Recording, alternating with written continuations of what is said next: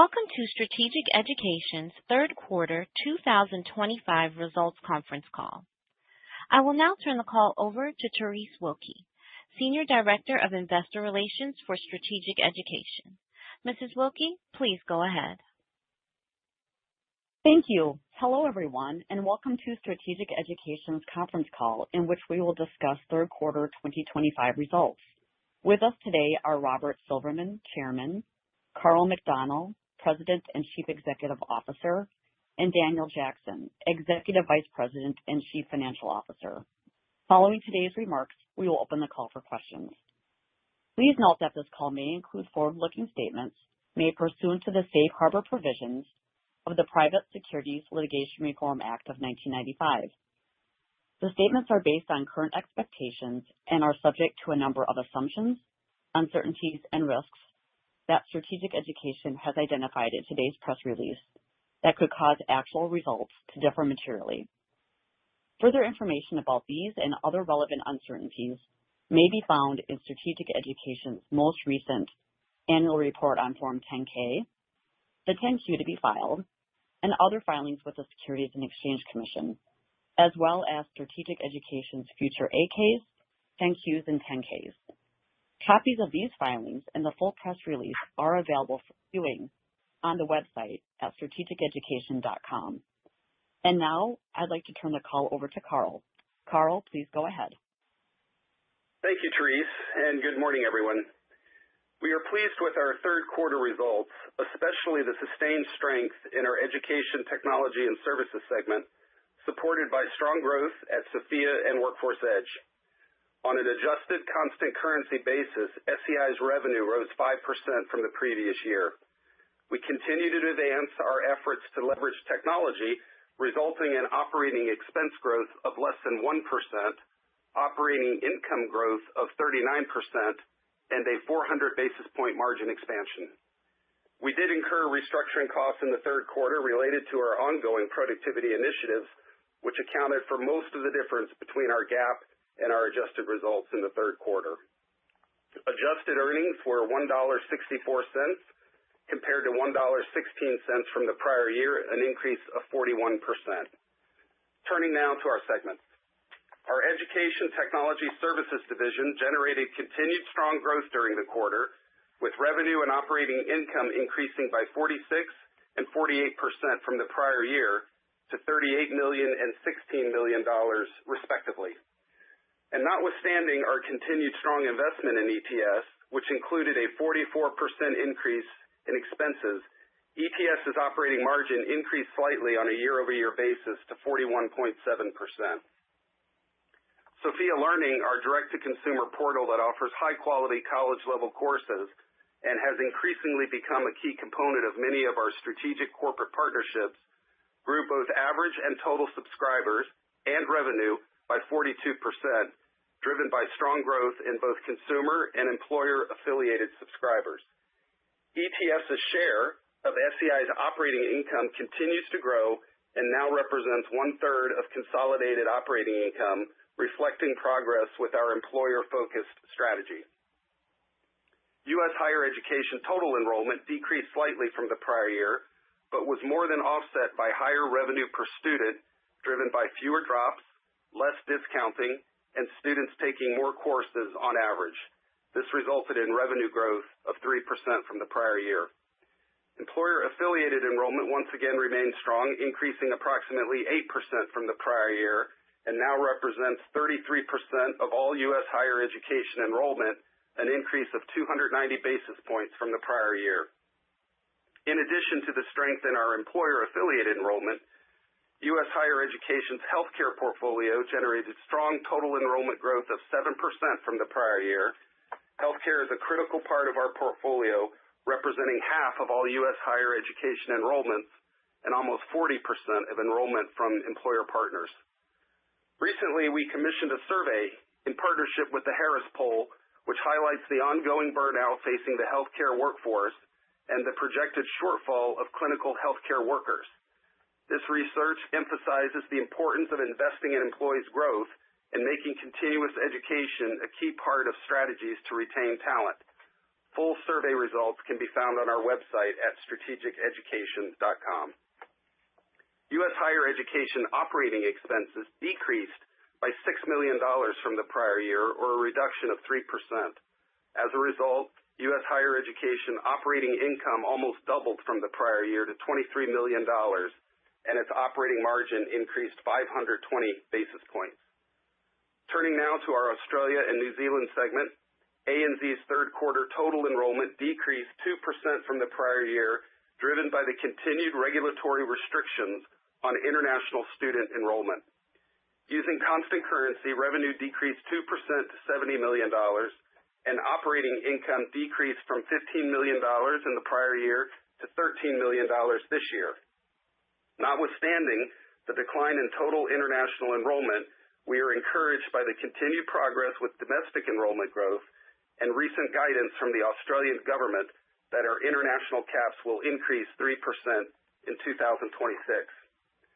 Finally, regarding capital allocation, in addition to our regular quarterly dividend, we repurchased approximately 429,000 shares during the quarter for a total of $34 million. As of the end of the third quarter, we have repurchased over 1.1 million shares for $94 million, leaving us with $134 million remaining on our share repurchase authorization through the end of this year.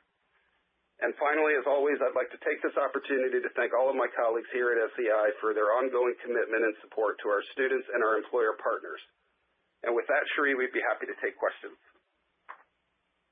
Thank you. As a reminder, to ask a question, please press star 11 on your telephone and wait for your name to be announced. To withdraw your question, press star 11 again. One moment while we compile the Q&A roster.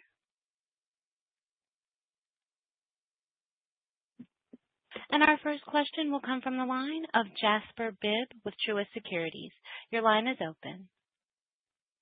Morning, everyone. Wanted to ask two on U.S. to start. I guess first, what drove the healthy revenue per student gain in the quarter, and what should we expect on a revenue per student basis over the next few quarters? And then second, a lot better margin than we anticipated in the U.S. too. Just hoping to get a bit more detail on the expense reductions there. Hey, Jasper, it's Dan. On the revenue per student, Carl mentioned lower drops and higher seats per student. It was also some lower discounts, and I think we'll see some benefit from that through the balance of the year. So there'll be some upside on revenue per student at U.S. Higher Ed. And on margin, Jasper, we've said before we're in the midst of a pretty aggressive productivity initiative that's designed to essentially remake our entire expense base. We've got, through technology and artificial intelligence notably, we've got 6 different categories that touch all parts of the organization. Our expectation is that we'll probably be able to save upwards of $100 million in operating expenses by the end of 27. Okay. No, that's great. Could you maybe frame where you're at on that journey to $100 million in annual operating expenses, and is that only coming out of the U.S. business, or that's company-wide? It's company-wide. In my prepared remarks, I referenced a restructuring that we completed at the end of the second quarter, beginning of the third quarter. On a run rate basis, that equated to probably $30 million of expense reduction. So I'd say there's another $70 million or so over the next 2.5 years. Some of that we're going to reinvest as growth capital to continue to support the various businesses, and some of it will show up as increased margin. Okay, that's great. For U.S., could you maybe frame the relative growth rates for STRA and Capella at this point? And could you talk about how you're managing each of those businesses in the context of trying to get back to mid-single-digit enrollment growth at the segment level? It sounds like you might already be at mid-single-digit for Capella, and STRA is declining. Is that accurate? I'd say that Capella has been stronger. The weakness that we've seen at STRA is primarily attributable, as it has been in prior cycles, to a reduction in non-affiliated students. But it's also a function of just, frankly, more efficient marketing dollars at Capella. So we're not fixated on spending a set amount at both STRA and Capella. We tell the U.S. higher education management team, solve for whatever is going to result in the overall highest growth for U.S. higher education as a division. And over the last 18 months or so, that's been much more effective at Capella. So we've worked to grow Capella at a higher rate of growth than STRA, and we're seeing that in the performance that's playing out. Thanks. And then wanted to ask about Australia and New Zealand, encouraging news on the international student caps. Are you still expecting that business to return to total enrollment growth in 2026? Total enrollment growth, I would like for it to return in 2026. Definitely new student growth in 2026 when we anniversary the caps. It generally takes, 4 to 6 quarters of new student growth to overcome any declines you've had over the preceding 4 to 6 quarters. So getting to total enrollment growth by the end of 26 would be a little bit of a stretch goal, but I would definitely expect new student growth beginning in the first part of 26. Okay, got it. Maybe I misremembered the comment from the last call. Last one for me. As you see it today, do you think the 26 for the company level would align with the notional framework you outlined a few years ago at the Investor Day? Yeah, we are very anchored on our notional model. Nothing that I see now at either the revenue line or the expense line, which we obviously control, leads me to believe that we won't be able to hit the targets that we laid out at our Investor Day. Great. Thank you for taking the questions, guys. Thanks. Thank you. As a reminder, if you'd like to ask a question, please press star 11. Our next question will come from the line of Jeff Silber with BMO Capital Markets. Your line is open. Thanks so much. I wanted to start with Australia and New Zealand. I know many folks on the line don't necessarily follow what's going on a daily basis.